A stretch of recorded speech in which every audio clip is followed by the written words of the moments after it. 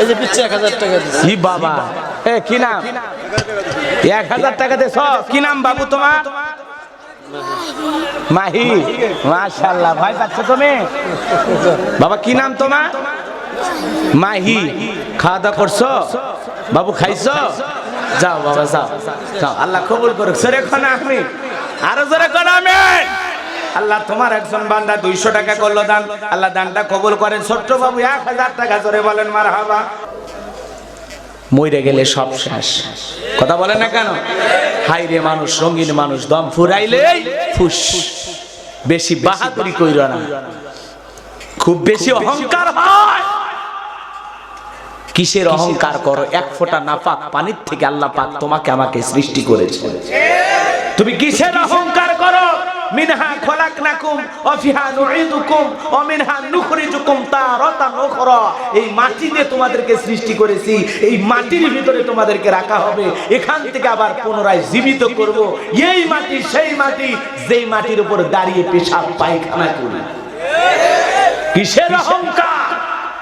খুব বেশি অহংকার যখন আসবে, কবরস্থানের পাশে দাঁড়াবেন কত রাজা বাদশা আমির ওমর, যাদের ধমকে জমিনের মানুষগুলো ভয়ে কাঁপতো, আজকে কবরে শুয়ে আছে। বেল নাই, কি নাই? বেল নাই, টাইম নাই। ওর কবরে যদি ছাগলে পেশাব করে কিছু করতে পারবে না। এই জন্য এত দাম্ভিকতা অহংকার করবেন না। অহংকার করা ভালো নয়। সবাইকে যেতে হবে কোথায়? কোথায়? কবরে। এই জন্য সাবধান, সাবধান। আল্লাহ যেটুকু সম্মান দিয়েছে আলহামদুলিল্লাহ, আল্লাহ যে অবস্থানে রেখেছেন আলহামদুলিল্লাহ। আমার টিনের বাড়ি আলহামদুলিল্লাহ, কোনো সমস্যা নাই। একটু পাকা বাড়ি হয়েছে আলহামদুলিল্লাহ, সমস্যা নাই। আমি উপরে 10 তলা 20 তলার দিকে তাকাবো না, সব সময় নিচের মানুষদের দিকে তাকাবো, তাহলে ভালো থাকবেন। ওপরে চোখ দিয়ে তাকাবেন না, ওপরে তাকাবেন না, আপনি ধ্বংস হয়ে যাবেন। নিচের দিকে তাকান। আপনার তো একটা টিনের বাড়ি আছে, রেল স্টেশনে যায় দেখেন কিছু মানুষ কাগজ দিয়ে ঘর বাড়ি বানায় শুয়ে আছে। এর আপনার তো শোয়ার জন্য একটা বালিশ আছে, রেল স্টেশনে যায় দেখেন পায়ের স্যান্ডেল মাথার তলে দিয়ে লোকটা ঘুমাচ্ছে। আপনার তো আছে, মাথায় ইট দিয়ে ঘুমাচ্ছে। আপনার তো দামি খাট আছে, ওরা মাটিটাকে খাট বানাইছে। কিসের অহংকার আপনার? কিসের অহংকার? আল্লাহ তো অনেক ভালো রেখেছে, আর কত চান? আর কত চান? অল্পতেই সন্তুষ্ট হন, কথা কন না কেন? অল্পতে সন্তুষ্ট হয় কারা? মুমিন যারা। আর আরো চাই, আরো লাগবে, আরো দরকার, এই আকাঙ্ক্ষা করা ভালো না, আপনার ঈমানটাকে ধ্বংস করবে। কথা বলেন না কেন? একটা স্বামী চাকরি করে 20-30 হাজার টাকা স্যালারি পায়, বেতন পায়, আলহামদুলিল্লাহ খুশি হন।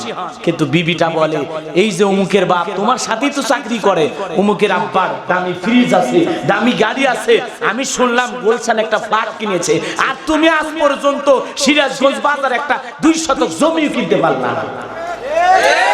ভালো স্বামীটা, সৎ স্বামীটাকে ঘুষখোর বানায়, এরকম কিছু স্ত্রী আছে না? ও যদি বলতো অমুকের বাবা শোনো তুমি সরকারি অফিসে চাকরি করো, আমি শুনি কত মানুষ সুদ ঘুষ খায়, খবরদার হারামের একটি টাকা যেন আমার বাড়িতে না ঢোকে। আলহামদুলিল্লাহ যতটুকু বেতন পাও ততটুকু দিয়ে আমরা স্বামী স্ত্রী সন্তান নিয়ে অনেক সুখে আছি, হারামের অর্থ যেন আমার বাড়িতে না ঢোকে এমন নেককার বিবি আমাদের দরকার। ও শুনতে আসছেন? কষ্ট পাইন না? আপনার কিছুই ছিল না, আজকে আপনার এনায়েতপুরে বাজারে আপনার দোকান, কথা কন, আপনার কিছুই ছিল না। সিরাজগঞ্জ নিউ মার্কেটে আপনার দোকান, আপনার কিছুই ছিল না। আজকে আপনি তাঁত শিল্পের একজন ভালো একজন ব্যবসায়ী, শিল্পপতি হয়ে গেছেন। আল্লাহ হাজার হাজার লক্ষ লক্ষ টাকা আপনাকে দিয়েছে, শুকরিয়া আদায় করবেন কার? কিছুই ছিল না, আমার মধ্যে কিছুই ছিল না। জন্মের সময় ছিলাম ল্যাংটা, জমির দলিলও ছিল না, টাকার বান্ডিলও ছিল না। কথা বোঝেন, কথা বোঝেন না? আমি ল্যাংটা ছিলাম, ভালো ছিলাম, শোনেন নাই? শোনেন নাই? ভালো ছিল শিশুকাল মায়ের কোলে, শোনেননি গান? হ্যাঁ শুনছেন তো, আমি তো জানি আপনারা শুনছেন। তাহলে ল্যাংটা হয়ে দুনিয়াতে আসছেন, কি হয়া? এই যে পরেন এসে কাপড়টা পরে আছি কে দিয়েছে? আল্লাহ। শুকরিয়া শুকরিয়া শুকরিয়া আদায় করতে হবে, কৃতজ্ঞতা প্রকাশ করতে হবে। আলহামদুলিল্লাহ। পারস্যের একজন কবি ছিলেন, নাম কি? শেখ সাদি। কি নাম? শেখ সাদি। একদিন চিন্তা করলেন, আমি পারস্যের এত বড় কবি, কিন্তু আমার পায়ে এক জোড়া স্যান্ডেল নাই পায়ে দেবার মতো। পথ চলতে লাগলেন, আল্লাহর বান্দা পথ চলতে চলতে তাকায়া দেখলেন সামনের দিকে যায়া আল্লাহর দুনিয়াতে এমন একজন বান্দা আছে যার দুইটা পায়ে নাই, স্যান্ডেল পায়ে দেবে কোথায়? পারস্যের কবি শেখ সাদি রহমতুল্লাহ আলাইহি দেখার সঙ্গে সঙ্গে মাথা নত করে মালিককে সিজদা দিয়ে বলেন, আল্লাহ বড় ভুল করেছি মালিক, আমার পায়ে স্যান্ডেল নাই, এই জন্য আমি আফসোস করতেছি, হতাশাগ্রস্ত হয়েছি, মনটাকে বারবার বলতেছি এত বড় কবি হয়েও আমার পায়ে স্যান্ডেল নাই। কিন্তু তোমার দুনিয়াতে এমনও তোমার গোলাম আছে যার দুইটা পায়ে নাই, স্যান্ডেল পায়ে দেবে কোথায়? এ মুসলমান আল্লাহর গোলাম, কুড়িগ্রাম জেলায় আমি ওয়াজ করতে গিয়েছিলাম, একজন অন্ধ হাফেজ সাহেব আমার সঙ্গে বয়ান করার জন্য আসছিলেন। বাজান গো আমার, হঠাৎ করে আমাদের খাইতে দিয়েছে, খাবার খাইতে খাইতে হঠাৎ করে বিদ্যুৎ চলে গেল। আমি চিৎকার মেরে বললাম, কই তোমাদের আলো, তাড়াতাড়ি আলোর ব্যবস্থা করো, বিদ্যুৎ চলে গেছে, কারেন্ট চলে গেছে। অন্ধ বক্তা, অন্ধ হাফেজ সাহেব আমার হাত ধরে বলে, গোলাম রব্বানী ভাই কারেন্ট চলে গেছে, আপনি বুঝতে পারতেছেন? বলে হ্যাঁ বুঝতে পারতেছি।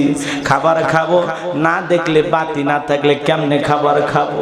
বলে হুজুর আপনি কয়েকটা মিনিটের জন্য কারেন্ট চলে গেছে আফসোস করতেছেন, জন্ম থেকে আজ পর্যন্ত আমার চোখের কোনো কারেন্ট নাই, আমি পৃথিবীর সুন্দর আলো বাতাস দেখতে পারি না, এমনকি আমার প্রিয়তমা স্ত্রী কেমন দেখতে পারি না, কলিজার টুকরা সন্তানগুলো কেমন দেখতে পারি না। ও হুজুর নিজের হাতটা চোখের সামনে নিয়ে বলতে পারি না আমার হাতটা সাদা না কালা। ও হুজুর কয়েকটা সেকেন্ডের জন্য কারেন্ট চলে গেছে, আপনি আফসোস করেন, জন্ম থেকে আজ পর্যন্ত আমার দুইটা চোখে আলো নাই, আলো নাই, পৃথিবীর আলো বাতাস আমি দেখতে পাই না। যে মা আমারে জন্ম দিয়েছে ওই জনম দুঃখিনী মার মুখটা আজ পর্যন্ত আমি দেখতে পাই নাই। তাহলে চিন্তা করেন, অন্ধ ব্যক্তি আল্লাহ রাব্বুল আলামিন চেহারার সব কিছু দিয়েছে, শুধু চোখের ভিতরে আলো দেয় নাই, তাই মনে হয় তার কাছে পুরো পৃথিবীটা অন্ধকার। আপনার দেহের ভিতরে সব আছে, দুইটা হাত যদি না থাকে পুরো দেহটাই মনে হয় অচল অবস্থা। কথা কোন ঠিক কিনা? এই জন্য আল্লাহ পাক সুস্থতার নিয়ামত দিয়েছেন। মহামারীতে কত মানুষ বিদায় নিয়ে চলে গেল, এখন পর্যন্ত যে আল্লাহ সুস্থতার নিয়ামত দিয়ে আপনাকে আমাকে জীবিত রেখেছেন, সে আল্লাহর শুকরিয়া আদায় করার দরকার আছে না নাই? চিৎকার মেরে বলুন আলহামদুলিল্লাহ। এই জন্য সুখে থাকি দুঃখে থাকি শুকরিয়া আদায় করবো কার? যে অবস্থায় আছি, যতটুকু নিয়ে আছি ততটুকু নিয়ে শুকরিয়া আদায় করব। ভ্যান চালক আলহামদুলিল্লাহ, রিকশা চালক আলহামদুলিল্লাহ, আমি ব্যবসা বাণিজ্য করি ছোট আলহামদুলিল্লাহ, আমি কৃষিক্ষেত্রে কাজ করি আলহামদুলিল্লাহ, আমি মসজিদের মুয়াজ্জিন ইমাম খতিব আলহামদুলিল্লাহ। আল্লাহ যাকে যে অবস্থানে রেখেছেন সেই অবস্থানে থেকে শুকরিয়া আদায় করতে হবে কার? আরো জোরে বলেন কার? আরো চাই, আরো চাই, আরো লাগবে, গাড়ি বাড়ি টাকা পয়সা দরকার নাই, কারণ এই লোভ লালসা থাকলে আপনি বিপদগামী হয়ে যাবেন। আল্লাহকুমুত তাকাসুর হাত্তা যুরতুমুল মাকাবির। আল্লাহ রাব্বুল আলামিন বলেন, তোমরা দুনিয়ার অর্থের প্রতিযোগিতায় লোভ লালসায় মেতে আছো, দুনিয়ার সম্পদের প্রাচুর্যের প্রতিযোগিতায় তোমরা মেতে আছো, আমি আল্লাহকে ভুলে গেছো। শোনো, তোমাদের এই দুনিয়ার লোভ লালসা, টাকা চাই, গাড়ি চাই, বাড়ি চাই, সুন্দরী নারী চাই, ক্ষমতা চাই, এই যে তোমাদের লোভ লালসা, এগুলো থামবে কখন? একটা মেম্বার চাই চেয়ারম্যান হতে, চেয়ারম্যান চাই এমপি হতে, এমপি চাই মন্ত্রী হতে, মন্ত্রী চাই প্রধানমন্ত্রী হতে। আমাদের লোভ লালসা আছে না নাই? 1 বিঘা জমির মালিক চাই 2 বিঘা হলে ভালো হলো, একটা পুকুর আছে 2টা পুকুর হলে ভালো হয়, সাইকেল চালক চাই একটা মোটর সাইকেল হলে ভালো হয়, আবার মোটর সাইকেল হলে বলে ভালো না 4 চাকা হলে ভালো হয়। কথা কোন ঠিক কিনা? এই যে আরো চাই, আরো লাগবে গাড়ি বাড়ি টাকা পয়সা ধন সম্পদ। আমাদের লোভ আছে না নাই? কারো টাকার লোভ, কারো সুন্দরী নারীর লোভ, কারো ক্ষমতার লোভ, কারো মাইরে খাওয়ার লোভ, কারো দুর্নীতি করার লোভ, কারো ঘুষ খাওয়ার লোভ, কারো সুদ খাওয়ার লোভ। আছে না? খালি লোভ লোভ লোভ আমাদেরকে পাগল বানাইছে, পাগল। কথা কোন না কেন? বউ আছে কিন্তু নাটক দেখিয়া সিনেমা দেখে এই নায়িকাদের মতো একটা বউ পড়ি, বাপরে বাপ। লোভ লোভ, সুন্দরী নারীর লোভ। কথা কোন না কেন? আছে না? এ যুবক, কি করবি? সুন্দর নারী ওয়েট করতেছে তোমার জন্য জান্নাতে। জান্নাতে সুন্দরী নারী দুনিয়ার কেউ স্পর্শ করেনি। সুবহানাল্লাহ।